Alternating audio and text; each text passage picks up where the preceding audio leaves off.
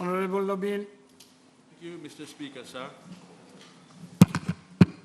Mr. Speaker, sir, the best memorial we can build for our fellow citizens who lost their lives to this COVID-19 pandemic, and the best tribute that we can pay to all frontliners and the population at large in combating this invisible yet so dangerous enemy is for the government to come up with new policies and new approaches to move the country towards a better, greener, and fairer society. Yet, Mr. Speaker, sir, this budget has unfairness at its very core. I have received representations during the weekend from several workers from the scavenging unit of the Municipal Council of Vakwa Phoenix. They were rightly so gutted and felt left out, and they asked me to convey same to this august assembly, that they have worked relentlessly and in very difficult conditions during lockdown. They have been collecting all the household wastes, exposing themselves and their families to very high risks of contamination during those dark and uncertain days, keeping the localities clean. And after lockdown, they have been together with other employees cleaning and disinfecting all public places within the constituencies of number 15 and 16 respectively. And yet, together with all those brave men and women who are working in supermarkets, in the fire services, at the port, at the airport, they have all been ignored and were not deemed fit to get the exemption allocation of 15,000 rupees, Mr. Speaker, sir. They all are equally eligible and deserve, as are our police officers and hospital staff, to be provided with the exemption allocation of 15,000 rupees. Mr. Speaker, sir, the Honorable Minister of Finance, Economic Planning and Development, and the government cannot discriminate and be divisive in their approach. So I urge the Honorable Minister to make amend and include all those people as well. Mr. Speaker, sir, the population at large is utterly disappointed with this budget. There was a legitimate expectation when, prior to the presentation of this budget, the Honorable Prime Minister addressed the nation and said that there will be une relance agressive de l'économie. But unfortunately, the budget that the Honorable Minister of Finance, Economic Planning and Development has delivered is actually the culmination of 5 previous years of failures to address core pillars of our economy. And the difficulties that are facing are much prior to the advent of COVID-19, be it for the manufacturing sector, export-oriented sector, tourism, agriculture, financial services, and our SMEs, amongst others. At this point in time, in our country's political history, it would have been historical and a new milestone if the Honorable Minister could have been more innovative in its approach and contents of his budget speech and establishing new norms to the new normal that he is advocating. One would have expected a budget that will break away with the standard stereotype practice of announcing measures in a general manner and avoid being repetitive of what have already been uttered in previous budget speeches. Far from being une relance agressive de l'économie, this budget fails lamentably to address serious concerns with regard to our balance of trade that has deteriorated sharply from negative 77.3 billion rupees in 2014 to negative 120 billion rupees in 2019, Mr. Speaker, sir. There has been a dramatic fall in exports from 95 billion rupees in 2014 to 79 billion rupees in 2019. We are still having a very high rate of youth unemployment, up to 23%, Mr. Speaker, sir. Corruption Perception Index, our country has gone down from 54 in 2014, we are now at 56 in 2019. The Global Innovation Index, we have gone down very badly, Mr. Speaker, sir. We were ranked 40th in 2014. We are ranked 82nd in 2019. 82nd, Mr. Speaker, sir. With regard to production of food crops, in 2014 we produced some 116,000 tons, and in 2019 only 93,000 tons. And same decrease noted in the production of sugar, from 400,000 tons in 2014 to 331,000 tons in 2019. Those figures and statistics, Mr. Speaker, sir, speak volumes and show how bad the situation is and how this government that has been in power for nearly 6 years now has not succeeded to gear up our country towards economic stability, and instead we are faced with an uncertain future with no major reforms to kickstart a new economic model. More alarming, Mr. Speaker, sir, our rupee is depreciating dangerously. $1 is around 40 rupees 50, and €1 is around 45 rupees.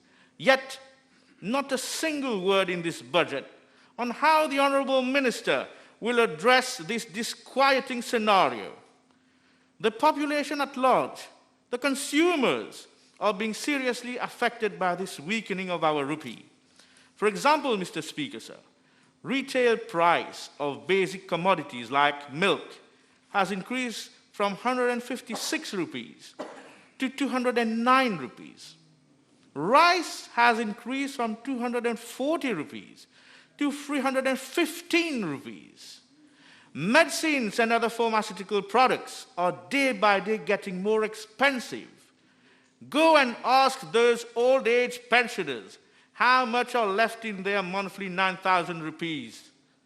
It is incumbent on government, and the budget ought to have at least analyzed and come forward with a plan to stabilize our rupee and also find solutions to the ever-eroding purchasing power of our people.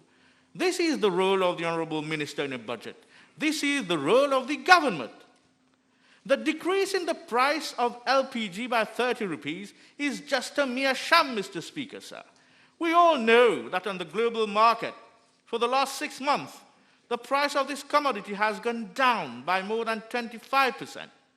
And the population should also be aware that it is from their pockets, through excessive tax imposed when they are purchasing petrol, that the price of LPG is being subsidized. They should thus be warned. What this government gives with one hand, he takes away with the other. Mr. Speaker, sir, I will now elaborate on certain measures in this budget that at the same time are mere repetitions of measures already announced in previous budgets. For example, construction of 12,000 social housing units. At paragraph 250 of the previous budget, it was announced that 6,000 units will be constructed over 3 years. So which is which? 12,000 units now, or 6,000 units for the next 3 years? They have to come up with a realistic figure on this issue. Construction of Rivière des Anguilles Dam. Mr. Speaker, sir, year in, year out, we are hearing about the construction of the Rivière des Anguilles Dam. Construction of a fishing port.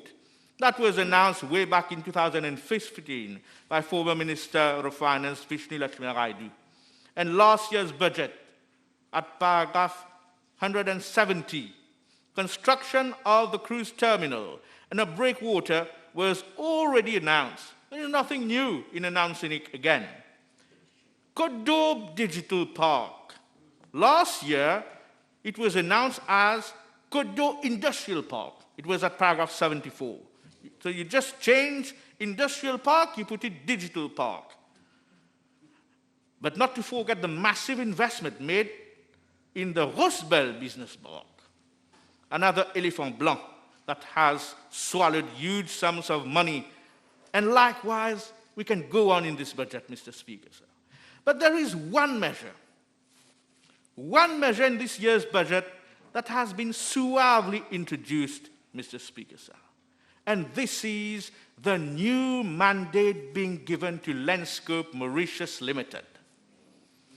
When Lenscope Mauritius Limited was set up, there was already a lot of criticism as to the way it will operate and the powers and mandates being given to it.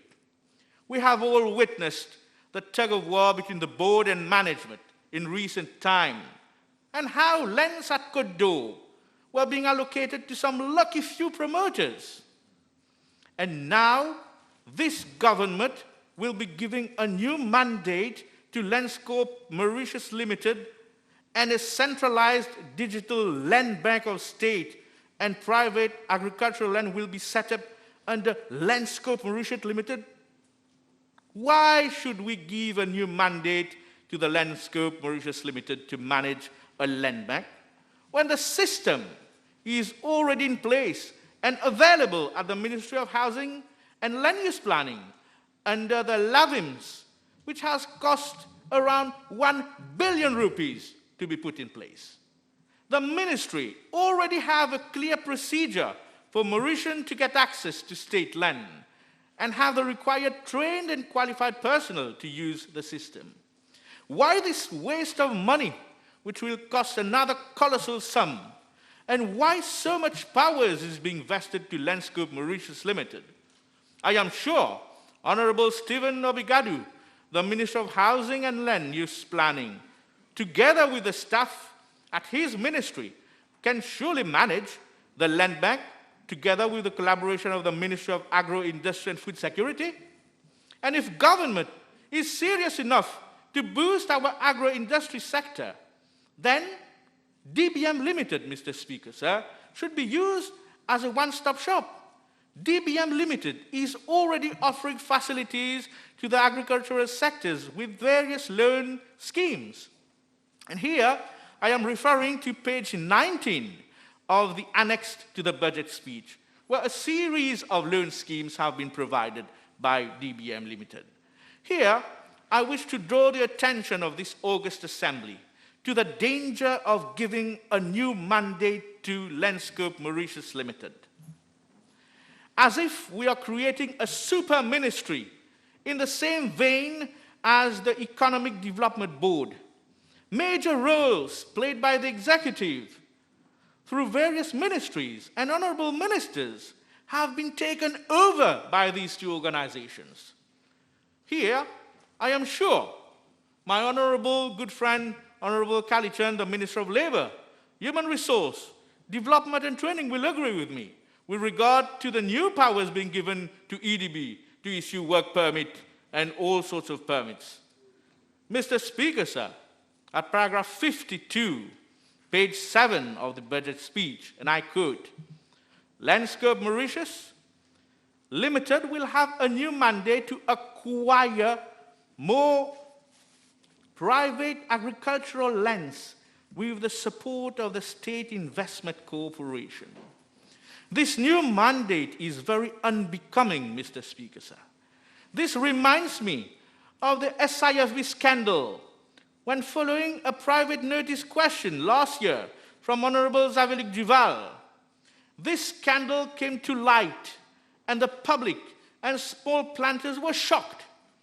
Government was cornered and was obliged to set up a committee of inquiry, and it was revealed that there were purchases of lands way above their market value, and to add salt to injury, it was further revealed that evaluation as to the market value of those land purchased were conducted after the purchase of those lands. I here pose to raise a note of caution and urge the government to reconsider this move, as we all very well know that while creating Landscape Mauritius Limited, special care was taken for it not to fall within the purview of the Public Procurement Act. Landscape Mauritius Limited is not listed as a public body under the Act. And Mr. Speaker, sir, recent works contracts to the tune of 400 million rupees, 400 million rupees was processed in-house at Landscape. And this is the trend of this government, creating bodies, corporations, agencies, special purpose vehicles in such a way so as to avoid being governed by the Public Procurement Act. This budget also does not address the serious problem of governance. Good governance has been relegated in an inferior league on its own by this government. My able, learned member, Reza Utim, dwelt on this matter, explained how there are conflicts of interest with regards to nominations at the FSC and how people are being co-opted without any interview and are asked to work as CEOs in those very important organizations. And the sad fate of an institution like the Bank of Mauritius is a vivid example of the growing appetite of this government to navigate through its mandate by twisting regulations, juggling dangerously with key institutions like BOM, and establishing despotism as the new normal by placing political poodles at key positions. The malicious amendment slipped into the COVID-19 Act, allowing the Bank of Mauritius to depart from traditional policy, not only undermines the independence of the central bank, but also entail both governance as well as compliance issues. With whistleblowers drawing attention to financial concerns, an incestuous political relationship between government and Bank of Mauritius, the distribution of unrealized gains and its impact on accounting practices, audit standards, and fiduciary duties of Board of Mauritius directors are issues of extreme gravity, Mr. Speaker, sir. And now we are adding on with the creation of the Mauritius Investment Corporation Limited. I recently heard the Governor General of the Bank of Mauritius stating that this corporation will operate in an independent manner, and it will be up to the committee presided by Lord Desai to take the decision where to invest the huge sum of 80 billion rupees.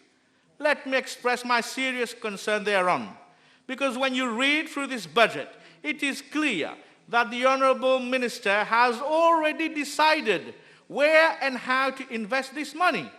For example, at page 17 of this budget, paragraph 123, and I quote, "To this end, the Mauritius Investment Corporation Limited will invest in the production of pharmaceutical products, medical devices."